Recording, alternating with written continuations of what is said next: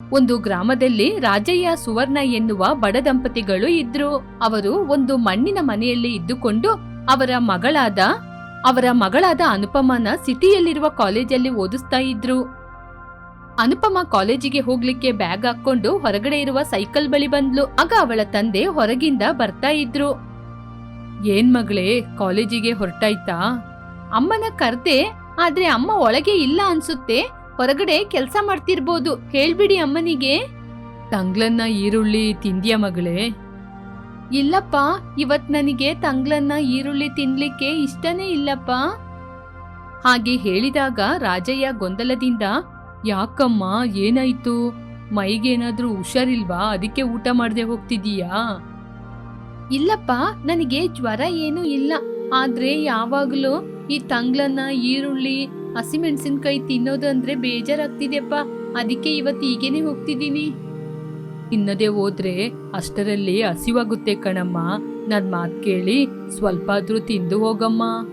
ಇಲ್ಲಪ್ಪ, ನನಗೆ ಬೇಡ, ಹೇಗಾದ್ರೂ ಅಮ್ಮನ್ ಕಣ್ಣಿನಿಂದ ತಪ್ಪಿಸ್ಕೊಂಡು ಇವತ್ತು ಆ ತಂಗ್ಲನ್ನ ಈರುಳ್ಳಿನ ತಿನ್ನದೆ ತಪ್ಪಿಸ್ಕೊಂಡು ಓಡೋಗ್ಬಿಡ್ತೀನಪ್ಪ. ಅವರ ಕಣ್ಣಿಗೆ ಬಿದ್ರೆ ತಿನ್ನೋ ತನಕ ಬಿಡೋದಿಲ್ಲಪ್ಪ. ಇಲ್ಲಿ ನೋಡಮ್ಮ, ನಮ್ ಜೊತೆ ಇರ್ಲಿಕ್ಕೆ ಇದೊಂದು ಮನೆನ ಬಿಟ್ರೆ ಬೇರೆ ಆಸ್ತಿ ಯಾವುದೂ ಇಲ್ಲ, ಹಣ ಯಾವುದು ಕೂಡ ಕೂಡಿಟ್ಟಿಲ್ಲ. ನಾನು ನಿಮ್ ತಾಯಿ ಏನೋ ಕೂಲಿ ಕೆಲಸ ಮಾಡಿ ನಿನ್ನನ್ನು ನಮ್ಮ ಕಣ್ಣಲ್ಲಿ ಕಣ್ಣಿಟ್ಟು ನೋಡ್ಕೊಳ್ತಾ ಇದ್ದೀವಿ ಮಗಳೇ. ಅಪ್ಪ, ನನ್ನನ್ನು ಕೂಡ ನೀವು ಅರ್ಥ ಮಾಡ್ಕೊಳ್ಳಿ ಅಪ್ಪ. ನನಗೆ ಯಾವಾಗ್ಲೂ ಈ ತಂಗ್ಲನ್ನ ಈರುಳ್ಳಿ ತಿಂದು ತಿಂದು ಬೇಜಾರಾಗಿದೆಯಪ್ಪ, ಅದಕ್ಕೆ ಅಂತ ನಾನು ನಿಮ್ ಜೊತೆ ಹಣ ಕೇಳೋದಿಲ್ಲ. ಹಾಗೆ ಅಂತ ಯಾರೋ ದುಡ್ಡು ಕೊಟ್ರು ಅಂತ ಹೊರಗೆ ಹೋಗಿ ಕೂಡ ನಾನು ಊಟ ಮಾಡೋದಿಲ್ಲಪ್ಪ. ಸರಿ ಮಗಳೇ, ನಿನಗೆ ತಂಗ್ಲನ್ನ ತಿನ್ಲಿಕ್ಕೆ ಇಷ್ಟ ಇಲ್ಲ ಅಂತ ನನಗೆ ಚೆನ್ನಾಗಿ ಗೊತ್ತಾಗಿದೆ. ಸರಿ, ನೀನು ಭದ್ರವಾಗಿ ಕಾಲೇಜಿಗೆ ಹೋಗು, ನಾನ್ ನಿಮ್ ತಾಯಿ ಜೊತೆ ಮಾತಾಡ್ಕೋತೀನಿ. ಸರಿ ಅಪ್ಪ. ಹಾಗೆ ಹೇಳಿ ಅನುಪಮ ಅಲ್ಲಿಂದ ಸೈಕಲಲ್ಲಿ ಹೊರಟ್ಲು. ಆವಾಗ್ಲೇ ಅಪೂರ್ಣ ತಂಗ್ಲನ್ನ ಮತ್ತು ಈರುಳ್ಳಿ ಇಟ್ಟಿರುವ ಟಿಫಿನ್ ಬಾಕ್ಸ್ ಅನ್ನು ಹೊರಗಡೆ ತಂದ್ಲು. ಮಗಳು ಹೊರಗಡೆ ಕಂಡಿಲ್ಲ. ಗಂಡ ರಾಜಯ್ಯನನ್ನ ನೋಡಿ, ಏನ್ರಿ ಮಗ್ಳು ಎಲ್ಲಿರಿ? ಅವಳಿಗೋಸ್ಕರ ತಂಗ್ಲನ್ನ ಈರುಳ್ಳಿನ ತಂದಿದ್ದೀನಿ, ಎಲ್ಲೋದ್ಲೋಳು? ಸುವರ್ಣ ಮಗಳು ಕಾಲೇಜಿಗೆ ಹೊರಟೋದ್ಲು, ಬೇಕಂದ್ರೆ ನೋಡು ಸೈಕಲ್ ಕೂಡ ಇಲ್ಲ. ಸುವರ್ಣ, ರಾತ್ರಿ ಅಡಿಗೆ ಮಾಡುವಾಗ ಕಡಿಮೆ ಅನ್ನ ಮಾಡು, ಮಗಳಿಗೆ ತಂಗ್ಲನ್ನ ತಿನ್ಲಿಕ್ಕೆ ಇಷ್ಟ ಇಲ್ಲ. ನಾಳೆ ಬೆಳಗಿನಿಂದ ಸ್ವಲ್ಪ ಬೇಗ ಎದ್ದು ಅವಳಿಗೆ ಬಿಸಿ ಬಿಸಿ ಅನ್ನ ಮತ್ತು ತರಕಾರಿ ಸಾರನ್ನ ಮಾಡಿ ಕೊಟ್ಕೊಳ್ಸು.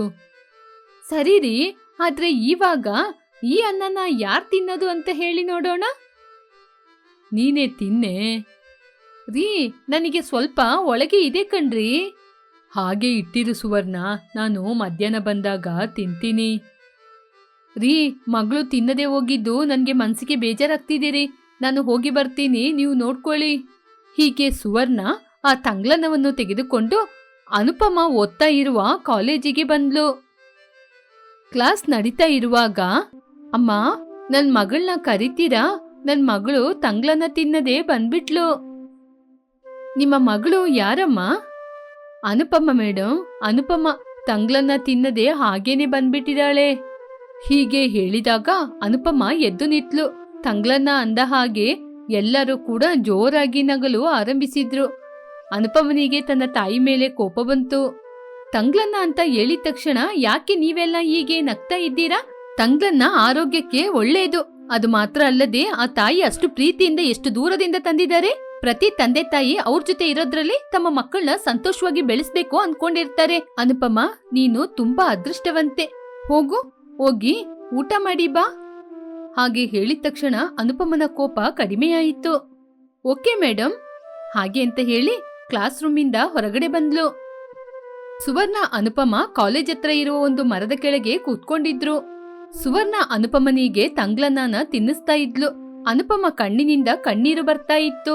ಸರಿಯಾದ ಅದೇ ಸಮಯದಲ್ಲಿ ಶ್ರೀಮಂತ ಮನೆಯಲ್ಲಿ ಅತಿಯಾಗಿ ತಿನ್ನುವ ಸುಶೀಲ ಪುರೋಹಿತರ ಜೊತೆ, ಪುರೋಹಿತರೇ, ನನಗೆ ಶ್ರೀಮಂತರು ಬಡವರು ಅಂತ ಎಲ್ಲ ಲೆಕ್ಕ ಏನೇ ಇಲ್ಲ. ನನಗೆ ಬರುವಂತಹ ಸೊಸೆ ನನಗೆ ಇಷ್ಟವಾದ ಅಡುಗೆನ ಮಾಡಿ ಹಾಕ್ಬೇಕು. ನನಗೆ ಬರುವ ಸೊಸೆಗೆ ಅಡುಗೆ ಗೊತ್ತಿರ್ಬೇಕು. ಖಂಡಿತ ಕಣಮ್ಮ, ಇವಾಗ ಹೋಗಿ ಅದೇ ರೀತಿ ಒಂದು ಹುಡುಗಿನ ಹುಡುಕಿ ತರ್ತೀನಿ. ಆ ಹುಡುಗಿ ನಿಮ್ಗೆ ವಿಧ ವಿಧವಾದ ಅಡುಗೆಯನ್ನು ಮಾಡಿ ಹಾಕ್ತಾಳೆ. ಹೀಗೆ ಪುರೋಹಿತರು ಹೇಳ್ತಾ ಇದ್ದಾಗ ಸುಶೀಲಮ್ಮನ ಮಗ ವಿನಯ್ ಬಂದ. ಪುರೋಹಿತರೇ, ನೀವಿವಾಗ ಅಡುಗೆ ಮಾಡ್ಲಿಕ್ಕೆ ಗೊತ್ತಿರುವ ಹುಡುಗಿನ ಹುಡ್ಕದ್ ಬೇಡ. ನಾನೊಂದು ಹುಡುಗಿನ ನೋಡಿದೀನಿ. ಆ ಹುಡುಗಿನ ನನಗೆ ಇಷ್ಟ ಆಗಿದೆ. ಅವಳಿಗೆ ತುಂಬಾ ಚೆನ್ನಾಗಿ ಅಡುಗೆ ಮಾಡಕ್ ಗೊತ್ತು. ಆ ಹುಡುಗಿಯ ಮನೆಗೆ ನಮ್ಮ ಅಮ್ಮನ ಇವಾಗ ಕರ್ಕೊಂಡೋಗ್ತೀನಿ. ಆಯ್ತಪ್ಪ. ಹಾಗೆ ಹೇಳಿದಾಗ ಸುಶೀಲಾ ತುಂಬಾ ಸಂತೋಷಪಟ್ಟು ಪುರೋಹಿತರಿಗೆ ಹಣವನ್ನು ತೆಗೆದುಕೊಟ್ಲು. ಪುರೋಹಿತರು ಹಣವನ್ನು ತೆಗೆದುಕೊಂಡು ಅಲ್ಲಿಂದ ಹೊರಟು ಹೋದ್ರು. ಸುಶೀಲಾ ತುಂಬಾ ಸಂತೋಷದಿಂದ, ನೀನ್ ಹೇಳಿದ್ದು ನಿಜಾನ ಕಣಪ್ಪ? ನಿನಗೆ ಇಷ್ಟವಾದ ಹುಡುಗಿಗೆ ಅಡುಗೆ ಚೆನ್ನಾಗಿ ಮಾಡ್ಲಿಕ್ಕೆ ಗೊತ್ತಾ? ಹೌದು ಮಮ್ಮಿ, ಆ ಹುಡುಗಿಗೆ ತುಂಬಾ ಚೆನ್ನಾಗಿ ಅಡುಗೆ ಮಾಡಕ್ಕೆ ಗೊತ್ತು. ನಿನಗೆ ಯಾವಾಗ ಬೇಕಾದ್ರೂ ವಿಧ ವಿಧವಾದ ಅಡುಗೆನ ಮಾಡಿಕೊಡ್ತಾಳೆ. ನನಗೆ ಬೇಕಾಗಿದ್ದು ಕೂಡ ಅದೇ ರೀತಿ ಹುಡುಗಿ ಕಣಪ್ಪ. ಸರಿ ಬಾ, ಆ ಹುಡುಗಿ ಮನೆಗೆ ಹೋಗೋಣ. ಆ ಹುಡುಗಿ ತಂದೆ ತಾಯಿ ಜೊತೆ ಮಾತಾಡಿ ಆದಷ್ಟು ಬೇಗ ನಿನಗೂ ಆ ಹುಡುಗಿಗೂ ಮದ್ವೆ ಮಾಡ್ತೀನಿ. ಬಾಪ, ಹೋಗಿ ಬರೋಣ. ಅಮ್ಮ, ಆ ಹುಡುಗಿ ಮನೆಯವರು ತುಂಬಾ ಬಡವರು. ಯಾವುದೇ ಆಸ್ತಿ ಅವ್ರ ಹತ್ರ ಇಲ್ಲ.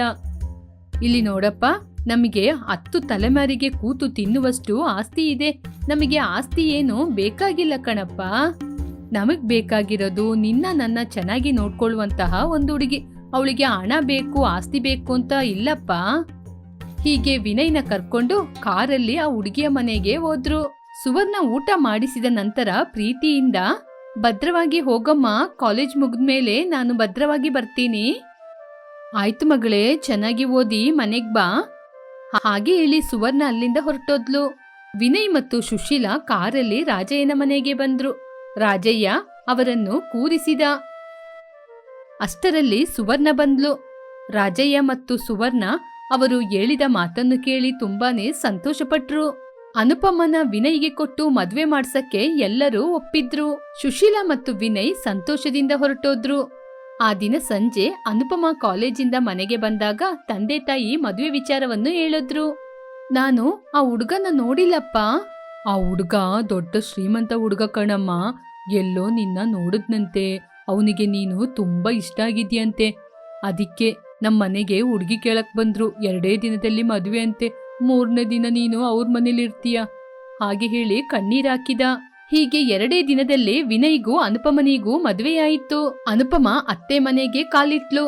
ಅತಿಯಾಗಿ ತಿನ್ನುವ ಸುಶೀಲಾ ತಡ ಮಾಡದೆ ಸೊಸೆಗೆ ಅಡುಗೆ ಮಾಡಲು ಹೇಳಿದ್ಲು. ಸೊಸೆಯಮ್ಮ, ಕಿಚನ್ಗೆ ಹೋಗಿ ಬಿಸಿ ಬಿಸಿ ಇಡ್ಲಿ, ವಡೆ, ದೋಸೆ, ಪೂರಿ ಎಲ್ಲವನ್ನೂ ಮಾಡಿ ಇಟ್ಟಿರು.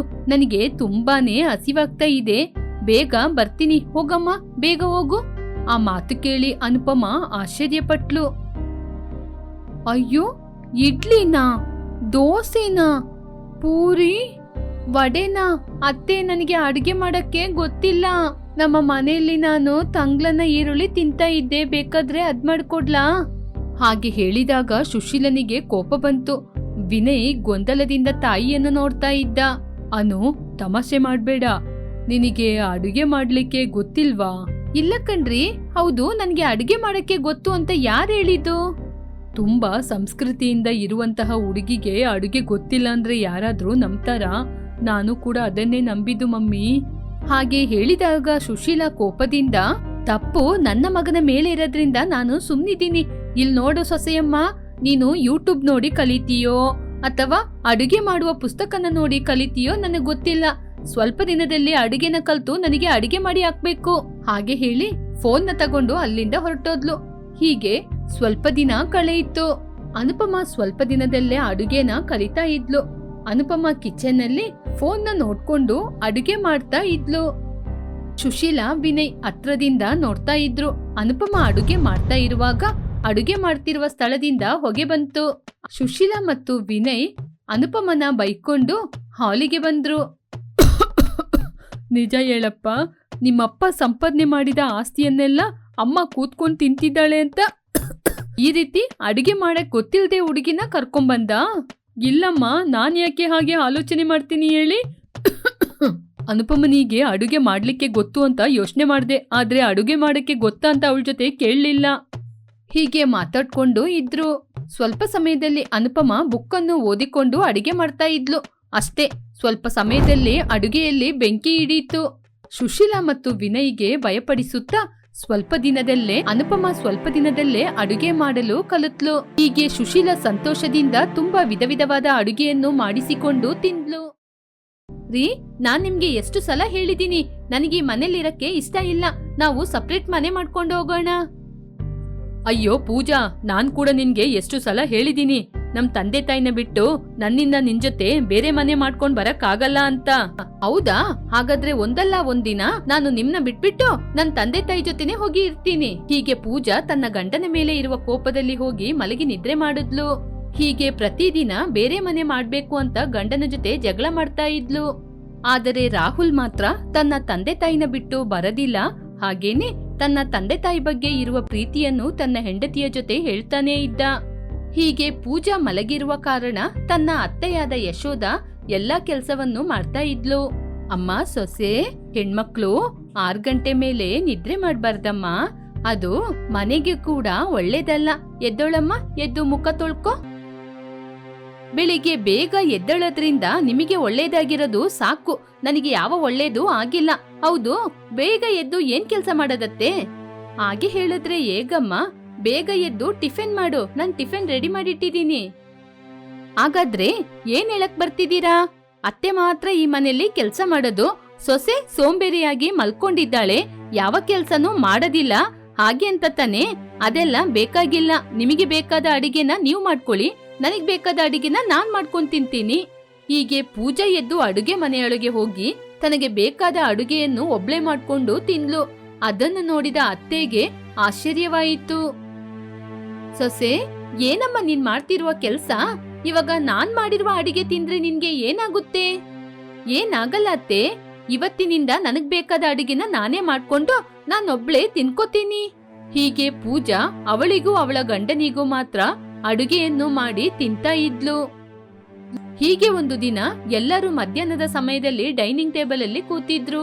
ಆದ್ರೆ ಪೂಜಾ ಒಬ್ಳೆ ಅಡಿಗೆ ಮಾಡಿ ತಿಂತಾ ಇದ್ಲು. ಆಗ ಅವಳ ಗಂಡ, ಪೂಜಾ, ನೀನೊಬ್ಳೆ ಅಡಿಗೆ ಮಾಡಿ ತಿನ್ನದಾದ್ರೆ ನಿನ್ನ ಹಣದಲ್ಲಿ ಮಾಡ್ಕೊಂಡ್ ತಿನ್ಬೇಕು. ಯಾಕೆ ನಮ್ಮ ಎಲ್ಲರಿಗೋಸ್ಕರ ತಂದಿರುವ ಅಡಿಗೆ ವಸ್ತುಗಳನ್ನಿಟ್ಟು ನೀನು ಅಡಿಗೆ ಮಾಡಿ ತಿಂತಿದೀಯಾ? ನಿನಗೆ ಬೇಕಂದ್ರೆ ನಿನ್ನ ಸಂಪಾದನೆಯಲ್ಲಿ ನೀನೇ ತಗೊಂಬಂದ್ ತಿನ್ನು.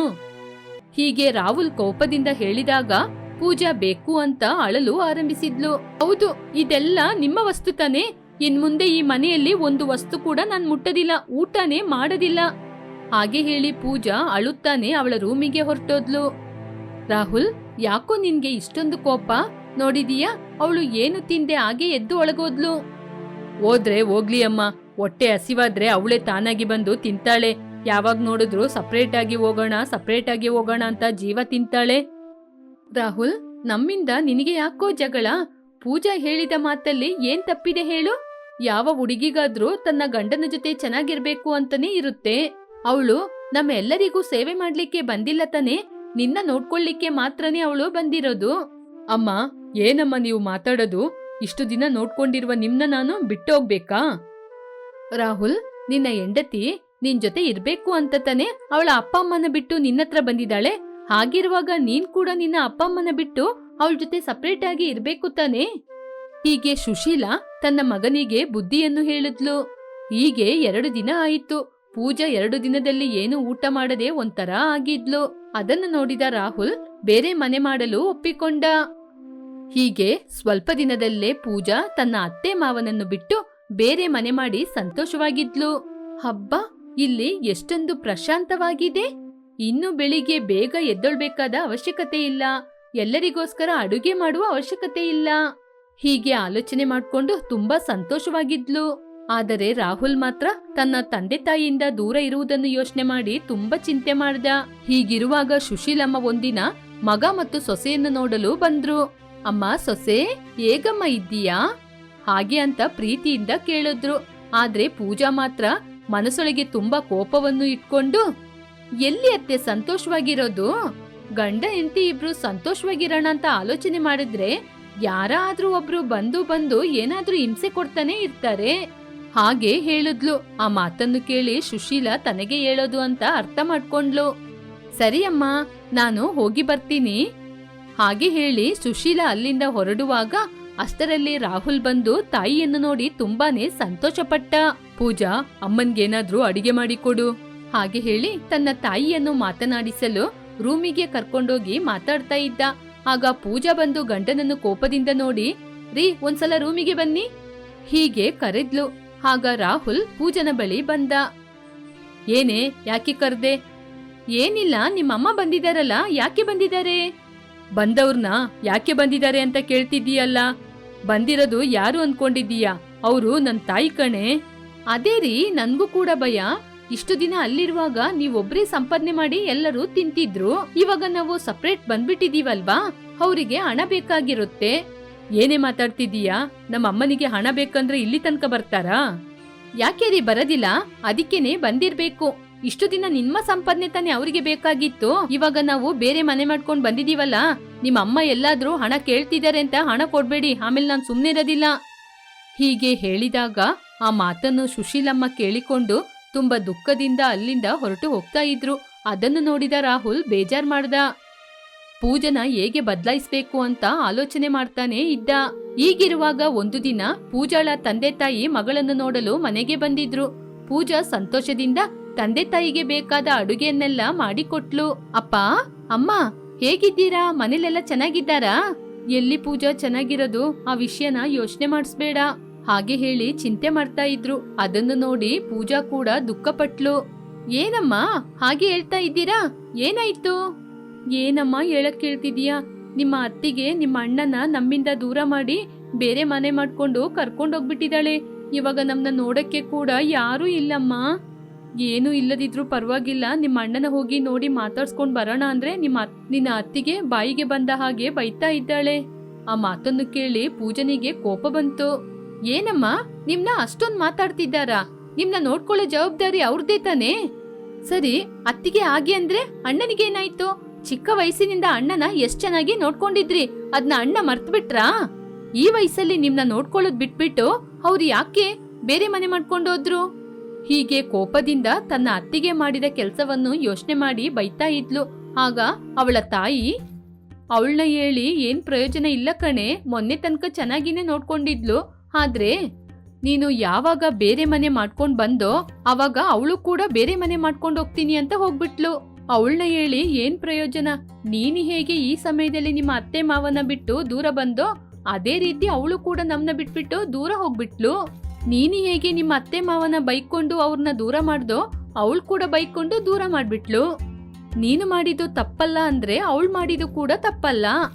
ಹೀಗೆ ಪೂಜನಿಗೆ ತಾನು ಎಷ್ಟು ದೊಡ್ಡ ತಪ್ಪು ಮಾಡಿದಾಳೆ ಅಂತ ಅದರ ಬಗ್ಗೆ ಹೇಳ್ತಾ ಇದ್ರು. ಆ ಮಾತನ್ನು ಕೇಳಿ ಆವಾಗ ಅರ್ಥ ಆಯ್ತು ಪೂಜನಿಗೆ, ತನ್ನ ತಂದೆ ತಾಯಿ ಎಷ್ಟು ಕಷ್ಟಪಡ್ತಿದಾರೋ ಅದೇ ರೀತಿ ಅತ್ತೆ ಮಾವ ಕೂಡ ಕಷ್ಟಪಡ್ತಾರೆ ಅಂತ.